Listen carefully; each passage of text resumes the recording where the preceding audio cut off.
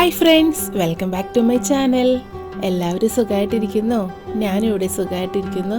ഇന്ന് വന്നിരിക്കുന്നത് നല്ല ചിക്കൻ മജ്ബൂസിൻ്റെ വീഡിയോ നിങ്ങൾക്ക് ഷെയർ ചെയ്യാനാണ്. നേരത്തെ ഞാൻ ബീഫ് മജ്ബൂസ് ഉണ്ടാക്കിയിട്ട് അതിൻ്റെ റെസിപ്പി ഞാൻ ഷെയർ ചെയ്തായിരുന്നു. ഇന്ന് നമുക്ക് ചിക്കൻ മജ്ബൂസ് എങ്ങനെയാണ് ഉണ്ടാക്കുന്നതെന്ന് നോക്കിയാലോ. നമ്മളിവിടെ എടുത്തിരിക്കുന്നത് ബസ്മതി റൈസാണ്. ഒരു 3/4 കിലോ ബസ്മതി റൈസ് നന്നായിട്ട് കഴുകി വൃത്തിയാക്കി നമുക്കൊരു അരമണിക്കൂർ സോക്ക് ചെയ്യാൻ വെക്കാം.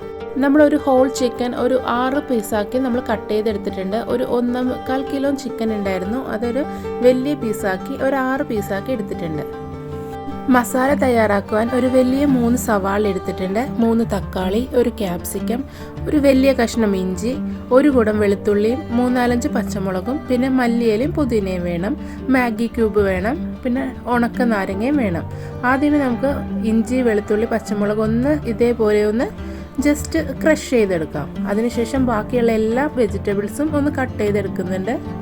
എന്നാൽ പിന്നെ സ്റ്റാർട്ട് ചെയ്താലോ. ആദ്യമേ ഒന്ന് സ്റ്റവ് ഒന്ന് ഓൺ ചെയ്ത് നമുക്കതിലേക്ക് സൺഫ്ലവർ ഓയിലും 2 ടേബിൾ സ്പൂൺ നെയ്യുമാണ് ചേർത്ത് കൊടുക്കുന്നത്. അത് നന്നായി ഒന്ന് ചൂടായി വരുമ്പോൾ അതിലേക്ക് ഇഞ്ചി, വെളുത്തുള്ളി, പച്ചമുളക് ക്രഷ് ചെയ്തത് ഒന്നിട്ട് നന്നായിട്ടൊന്ന് സോട്ട് ചെയ്തെടുക്കാം. ജസ്റ്റ് അതിൻ്റെ റോ ഫ്ലേവർ എല്ലാം മാറി വരുമ്പോൾ അതിലേക്ക് അരിഞ്ഞു വെച്ചിരിക്കുന്ന സവാളയും ചേർത്ത് നന്നായിട്ടൊന്ന് ഇതേപോലെ ആക്കിയെടുക്കാം. അതിലേക്ക് നമ്മൾ എടുത്തു വെച്ചിരിക്കുന്ന മല്ലിപ്പൊടി, മുളക് പൊടി, കുരുമുളക് പൊടി, ഗരം മസാല, മഞ്ഞൾപ്പൊടി, മാഗി ക്യൂബ് ഇതും കൂടി ചേർത്ത് നല്ല രീതിയിലൊന്ന് നമുക്ക് നന്നായിട്ടൊന്ന് മൂപ്പിച്ച് സോട്ട് ചെയ്തെടുക്കാം. മസാലപ്പൊടികളെല്ലാം നന്നായിട്ടൊന്ന് മൂത്ത് വന്നിട്ടുണ്ട്. അതിലേക്ക് നമ്മൾ കട്ട് ചെയ്ത് വെച്ചിരിക്കുന്ന ആ 3 തക്കാളി ഉണ്ടല്ലോ, അതും ആ ക്യാപ്സിക്കവും കൂടി ചേർത്ത് നല്ല രീതിയിലൊന്ന് സോട്ട് ചെയ്തെടുക്കാം. അതിലേക്ക് പാകത്തിന് ഉപ്പ് ഇട്ട് നന്നായിട്ടൊന്ന് നമുക്കത് മൂപ്പിച്ചെടുക്കാം. അത്യാവശ്യം കുറച്ച് സമയമെടുത്ത് തന്നെ സവാളയൊക്കെ വഴറ്റിയെടുക്കണം.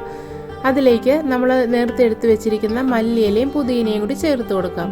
കാരണം കുറച്ച് ടൈം എടുക്കുന്നതുകൊണ്ട് ഞാൻ കുറച്ച് ഫാസ്റ്റാക്കി കാണിക്കുന്നതാണ്. ഇതാ നോക്കി, നല്ല രീതിയിൽ അതൊന്ന് മൂത്ത് വരുമ്പോഴത്തേക്കും നമ്മൾ എടുത്ത് വെച്ചിരിക്കുന്ന ആ ചിക്കൻ്റെ കഷ്ണങ്ങളിട്ട് നന്നായിട്ടൊന്ന് മിക്സ് ചെയ്ത് കൊടുക്കാം. ഇതാ നോക്കി, നല്ല ഭംഗിയായിട്ട് തന്നെ നമ്മുടെ മസാല തയ്യാറായി കിട്ടിയിട്ടുണ്ട്.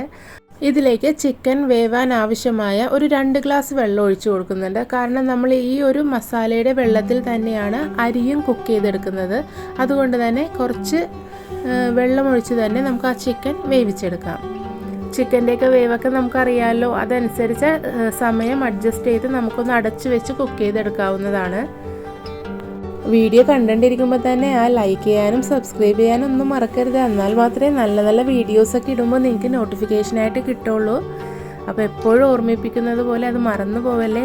ഇതാ നോക്കിയാൽ നമ്മുടെ ചിക്കനും പാകത്തിന് തന്നെ കുക്കായി കിട്ടിയിട്ടുണ്ട്. നമുക്കത് ആ വെള്ളത്തിൽ നിന്ന്, ആ മസാലയുടെ വെള്ളത്തിൽ നിന്ന് എടുത്ത് മാറ്റി വയ്ക്കാം. അതിനുശേഷം നമുക്ക് ആ ഒരു മസാല വെള്ളത്തിൽ തന്നെ ഇട്ടാണ് നമ്മൾ ചിക്കൻ്റെ ആ ചോറ് വേവിച്ചെടുക്കുന്നത്. അത് നോക്കിയാൽ ആ മസാല വെള്ളമാണ് നമ്മൾ എടുക്കേണ്ട മെഷർമെൻറ്റ്. 1 കപ്പ് അരിയാണ് എടുക്കുന്നുണ്ടെങ്കിൽ ഒരു 1.5 കപ്പ് വെള്ളം, അതാണ് കറക്റ്റ് മെഷർമെൻറ്റ്. അതനുസരിച്ച് വേണം എല്ലാവരും അരിയും വെള്ളത്തിൻ്റെയും കണക്ക് മനസ്സിലാക്കാൻ. 1 കപ്പ് അരിക്ക് 1.5 ഗ്ലാസ് വെള്ളം. അപ്പോൾ ഞാൻ പാകത്തിന് തന്നെ എടുത്തിട്ടുണ്ട്. അതൊന്ന് നന്നായി തിളച്ച് വരുമ്പോൾ നമ്മൾ സോക്ക് ചെയ്യാൻ വെച്ച അരിയും കൂടി ഇട്ട് നന്നായിട്ടൊന്ന് പാകപ്പെടുത്തി വേവിച്ചെടുക്കണം. ഇതാ നോക്കി, നന്നായി തിളച്ചതിന് ശേഷം ഞാൻ അടച്ച് വെച്ചിട്ട് സ്ലോ ഫ്ലെയിമിൽ വെച്ച് തന്നെ നന്നായിട്ട് കുക്ക് ചെയ്തെടുക്കുന്നുണ്ട്. അരിയൊക്കെ പാകത്തിന് വേവിച്ചെടുക്കണം എല്ലാവരും.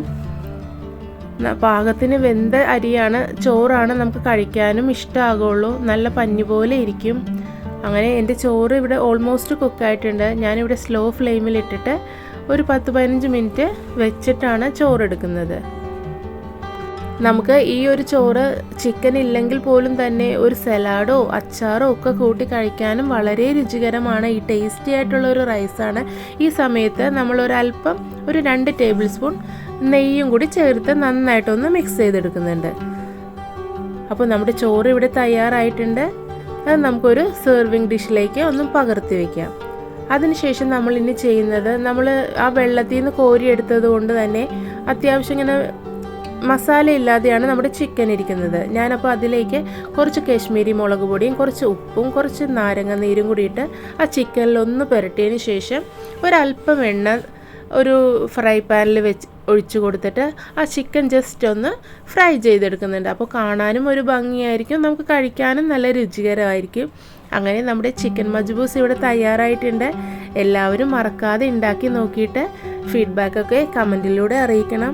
എല്ലാവർക്കും എൻ്റെ വീഡിയോസൊക്കെ ഇഷ്ടമാവുന്നുണ്ടെന്ന് കമൻറ്റിലൂടെ എല്ലാവരും അറിയിക്കുന്നുണ്ട്. അപ്പോൾ നിങ്ങളുടെ സപ്പോർട്ടാണ് എനിക്ക് പുതിയ പുതിയ വീഡിയോസൊക്കെ ഇടാൻ ഒരുപാട് ഇഷ്ടമാവുന്നത്.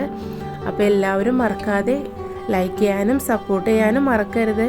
പുതുതായിട്ട് ആരെങ്കിലും കാണുന്നുണ്ടെങ്കിൽ ഒന്ന് സബ്സ്ക്രൈബ് ചെയ്യണേ. എന്നാൽ മാത്രമേ പുതിയ വീഡിയോസൊക്കെ ഇടുമ്പോൾ നിങ്ങൾക്ക് നോട്ടിഫിക്കേഷനായിട്ട് കിട്ടുള്ളൂ.